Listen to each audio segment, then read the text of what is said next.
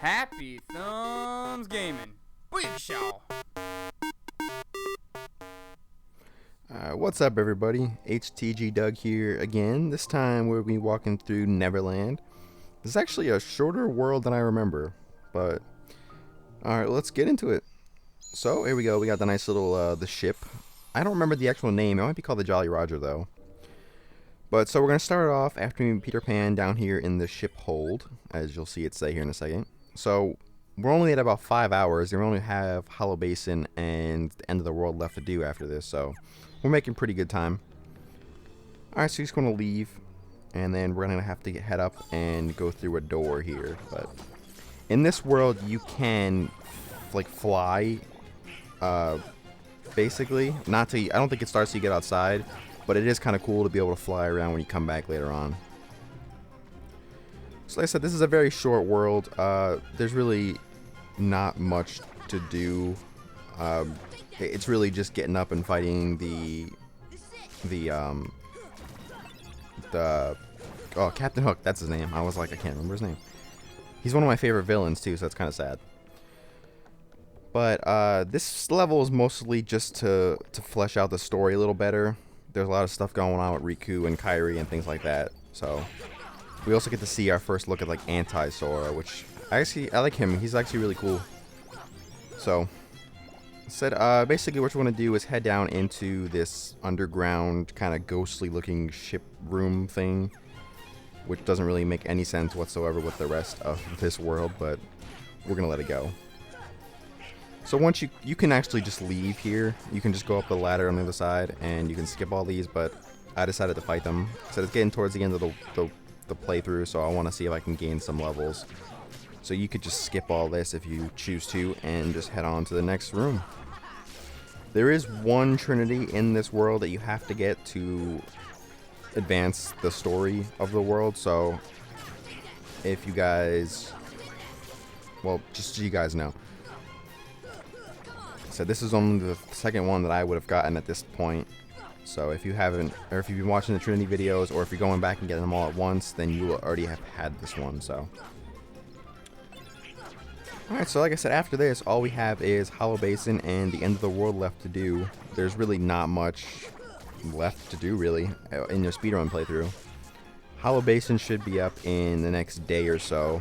It'll probably be 2 videos. I'm not 100% sure yet as to, exactly how long it is.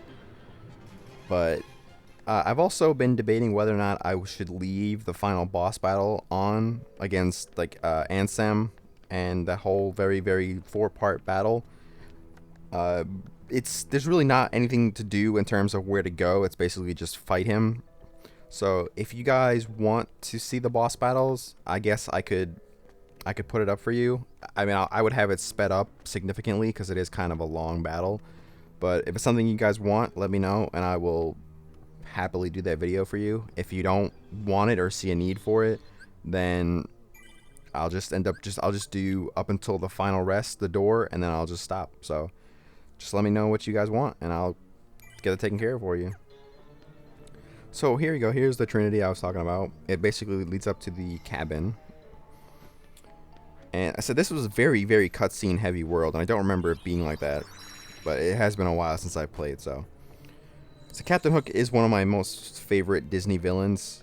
He's just kind of funny with the crocodile and Mr. Smee. It's just funny. And I mean, pirates are always cool. So alright, so I did leave in this very short cutscene here with Riku and Kairi because it's only like 5 seconds long, so it wasn't even worth it for me to cut it out. So when you're fighting the Anti-Sora boss, he's pretty easy. Just make sure you lock onto him, like I've been saying for every boss, really. And what you're gonna do is, you can guard his attacks. Like you'll see, I accidentally parry most of them, so not to worry too much about that. But the real trouble in this level is when he goes underground and kind of just jumps out of the ground and hits you. So it's kind of nice to dodge roll a little bit out of the way when he's coming back up. And the other thing he does is he splits into 3 people, or 3 shadows, whatever you want to call them. It's usually the one that's closest to you, but said the ones he splits into don't take too much damage. So see, here you go, you got 3. If you stay locked on, it should tell you which one is the correct one anyway, so I wouldn't worry too much about that. See, he gets a little harder to hit and he takes a little more damage, but so just keep kind of dodge rolling around and keep logging onto him, and whenever he comes up, try to get a few swings on him and then just move out of the way. Other than that, that chest right there you see there is actually one of the puppies. If you guys are doing that as you go through the story, you can easily grab that one while you're here. And as you see, Donald and Goofy are dead, as per usual now at this point in the game. They really don't last too long. This is one of the few times you'll actually see me cure Donald and Goofy. And I cured Donald and he was dead like immediately. So that's why I don't recommend wasting your magic, but it's up to you. Alright, come on. There we go. Said I had a little trouble with the lock on there for a second. Oh, come on. Like the swing right through him. Alright, so that's it for that battle. Really, the only thing left to do is to go back down and rescue Wendy. And then right after that, you're basically going to go back up into outside onto the deck and fight Captain Hook. So it's a very short level, really not much to do at all. And once you get the doors figured out, it's very easy to do. Because there's like a few places where there's like multiple doors and you can kind of get lost. But as I said, the first 3 doors, 2 of them are locked, so there's only 1 you can go through. And then the other time, I mean, once you go in them, you see it's the wrong one, you just leave, so. Alright, so I left this one in too. I probably could have cut it out, but it's really not worth it. And it's not too long, so. Alright, so as per usual, I always like to save. So the greatest thing about saving is that when you come back to the worlds later on, it's very easy. You can pick which save point you want to like warp to. So alright, so the door you're looking for is I actually don't remember. I picked the right one. Look. Yeah, I did pick the right one. You actually have to go just right up to like the same place you were, and this time the door is unlocked. So it's kind of annoying that you have to go back around in a circle, but oh, whatever, you have to do it. Alright, so this is where you learn that you can fly. If you press jump and circle and then circle again, you can basically fly around. And I sped this up significantly because it's basically just a long fight scene between a bunch of Heartless and then Captain Hook, so there you go. Oh, I hate fighting these guys in the air because it's like impossible to get a long combo going. Like you hit him twice and he flies away, and then like it doesn't lock on. It's just very annoying. So I don't mind the flying mechanics. They're a lot better than the awful swimming mechanics in Atlantica, but they still could have did a lot better with the system. But I mean, I'm sure that's one of the things they're looking to fix in Kingdom Hearts 3 when that finally drops. I'm hoping it's next year, but it's probably gonna be 2015. I'd be very surprised if Kingdom Hearts 3 drops before that. Alright, so the hardest part of this is the battleships because they can fly around a little bit. They get kind of annoying, but there are like 4 different parts to the ship that you can hit so they do less damage to you. But once you clear out all the Heartless, you will begin the cutscene with Captain Hook, where if you guys have seen the movie, Peter Pan talks like Mr. Smee and gets him to come out. So I don't know, my favorite part about this movie was actually the crocodile. I love Crocodile. He's awesome. If you guys, I don't know if any of you guys out there, but I watch a lot of TV. Like, I love TV. I love the stories for most of them. I think a lot of good shows have a really great story, and it's kind of like watching a long book, basically. So I watch a lot of TV, but I've had a real enjoyable time watching Once Upon a Time. It's basically Disney stories, but they've changed them. Like, some of them, like, they added an 8th dwarf and stuff like that. So it's kind of interesting to see, and I've had a real fun time watching that. So I'm not gonna spoil anything, but they changed Captain Hook and Mr. Smee and the whole Peter Pan thing a little bit, and it's very interesting.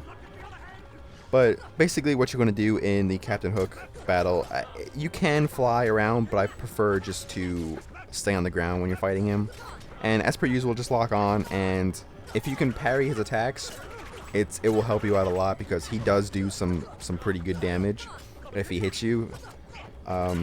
He has this kind of really quick sword attack that if he hits you full on, you know, you can be casting Cure on yourself a couple times in this battle. So other than that, it's just kind of locking on and trying to parry his attacks. Once you learn his patterns, you can easily dodge them. But as you can see, you just kind of go crazy on him, keep hitting him, and you'll either parry most of his attacks by accident, or you'll have to cast Cure on yourself once or twice. And I actually learned Second Chance here, which is a great ability to have. But after that, you're going to end up with a cutscene, and you're going to actually end up on top of the clock tower, which is actually the location of where you fight the Phantom. If you guys have done that yet. I actually haven't. I need to go back and do that. But there is a save point up here on top, which I see here. I actually almost left this world without sealing the keyhole. I was about to leave, and then I realized, I was like, what? Didn't I forget to do something? So I actually had to go and do that. But what you're going to want to do is one of the sides of the clock, like on 3 sides of the clock tower, the clock is at like 12 o'clock, and on one it's at like 9 o'clock. So you need to find the one that's at 9 o'clock, and you have to hit the minute hand so that it goes up to the 12. As you see, that one's at 12 o'clock, this one's at 12 o'clock, and this one's at 9 o'clock. So you just need to lock onto the hand and just keep hitting it until it gets to the top, and the keyhole will be revealed. As you can see, it's kind of hard to hit, so I do recommend locking onto it. It'll make it a lot easier. And there you go. Once you hit it to 12 o'clock, it will open up the keyhole, and that will basically do it for the level. You get the trophy for the Pixie Dust trophy for stealing the keyhole, and that's it. So I hope you guys enjoyed. Next time we'll be doing Hollow Basin, so come back and see that. And as always, like us on Facebook, follow us on Twitter, and like and subscribe to us on YouTube. See you guys.